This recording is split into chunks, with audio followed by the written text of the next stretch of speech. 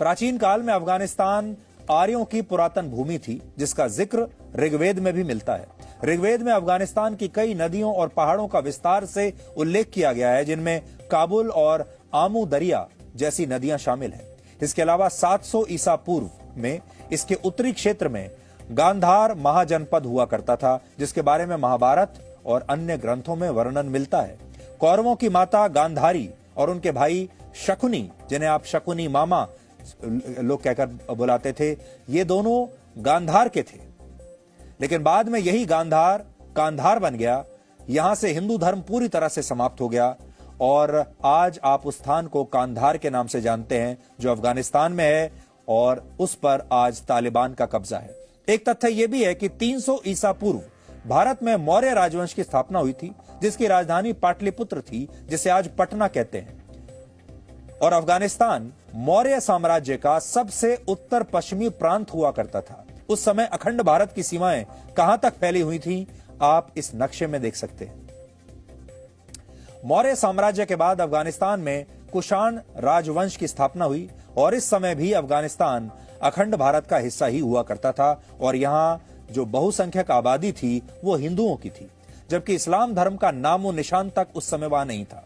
यह बात पहली और दूसरी शताब्दी की है।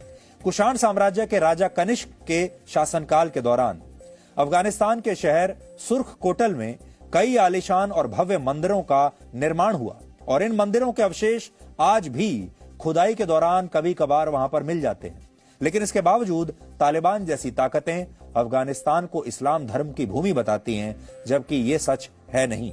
सच यह है कि 6ठी शताब्दी में, यानी आज से करीब 1400 वर्ष पहले, इस्लाम धर्म सऊदी अरब से दुनिया में फैलने लगा और यह ऐतिहासिक सत्य है कि जैसे जैसे इस्लाम का प्रसार हुआ, प्रचार हुआ, वैसे वैसे भारत की सीमाएं छोटी होती चली गई। यानी जैसे जैसे इस्लाम फैलता गया, वैसे वैसे भारत सिकुड़ता चला गया।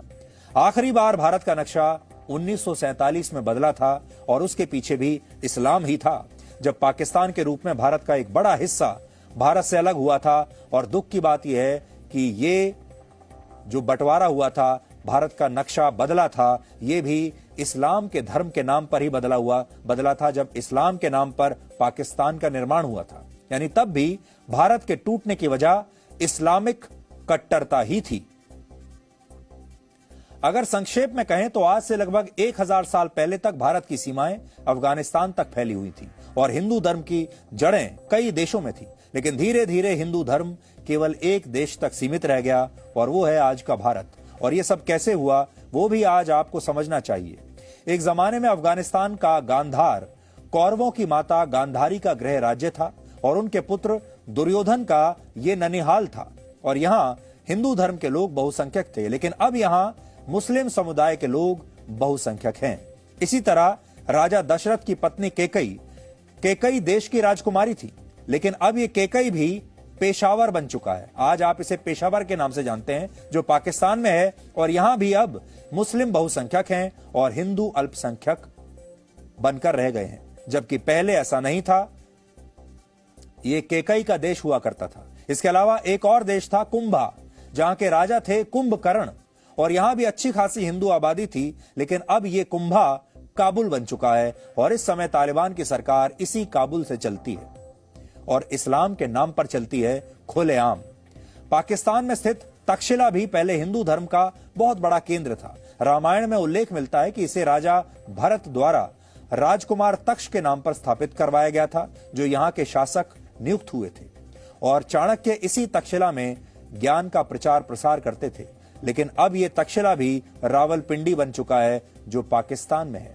यानी जो हिंदू धर्म आज से कई हजार साल पहले एक बड़े क्षेत्र में फैला हुआ था, वो सिकुड़कर आज एक देश भारत तक रह गया है।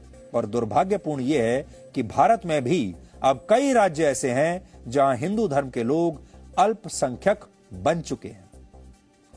अमेरिका के मशहूर थिंक टैंक प्यू रिसर्च सेंटर के मुताबिक भारत में 7 से ज्यादा ऐसे राज्य और केंद्र शासित प्रदेश हैं जहां हिंदुओं की आबादी अब बहुत कम हो चुकी है।